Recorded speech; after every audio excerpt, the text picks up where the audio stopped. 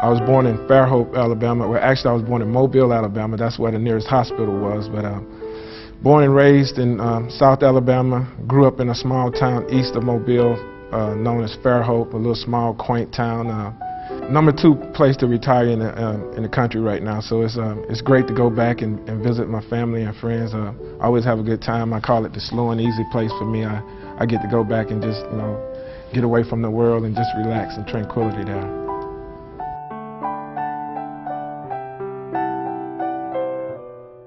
I knew I loved playing football probably at the age of 7. I was watching Monday Night Football with my father and my brother, and we were just sitting around watching the game. And some of the great ones were playing. Ed Too Tall Jones, Roger Staubach, Mean Joe Green, Terry Bradshaw. That was when the Pittsburgh Steelers and the Dallas Cowboys was a heated rivalry. So I grew up watching those guys play, and I became a Cowboy fan at the age of 7. And I remember telling my father and my mother that one day I would play in the NFL.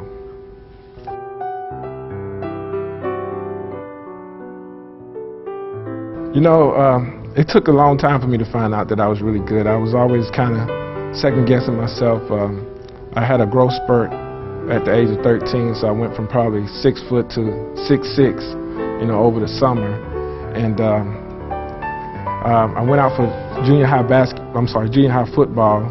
And I was in the 8th grade, so I was 6'6", probably 185 pounds. So I was quite skinny. And went out for the junior high football, and I didn't make it.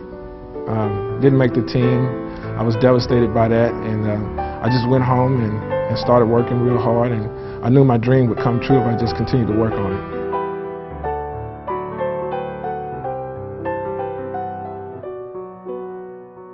My very first NFL game was versus the Washington Redskins, and I was on the inactive list, for 12 weeks, I think. So it was like the 12th game of the season.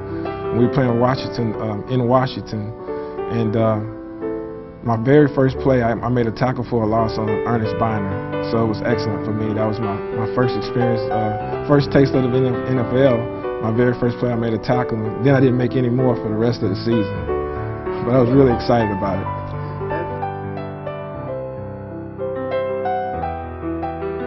There was one play that comes to my mind. We were playing the Chicago Bears up in Chicago, and the running back just found his way into my arms, and I think I took him back about 5 yards and slammed him. And it was just a great feeling. And I wasn't trying to impose any hurt on anybody, but I guess I did, And so that's my favorite play. If I get a chance to look at the highlight every now and then, I say, okay, that was the one that felt great.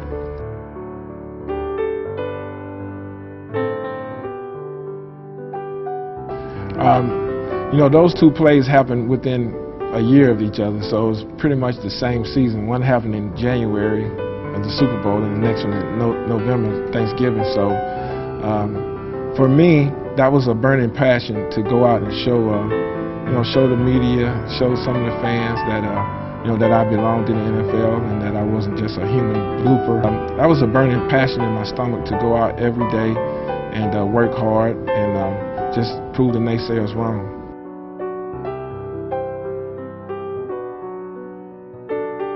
Every time I turned around, I would see the play or hear about the play. But I've learned to embrace it. People come up to me all the time. I even had a rookie come up to me. They had the rookie symposium at the Hall of Fame, I guess.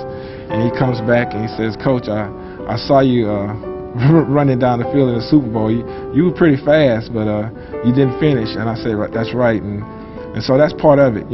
Always finish.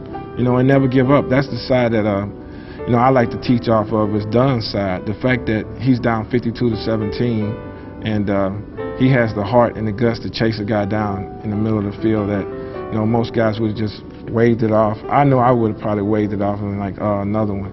But that was a great play by Dunn, and I always, tell him, "Hey man, that was excellent, great job."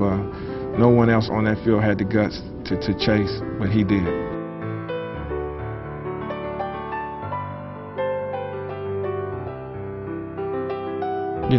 Every day I meet people and I get a chance to just talk to them about life. Young men in high school, youth camps. I just want to be remembered as a great friend, a great father, a great son, a great person, someone that cares about the community and serves the community well.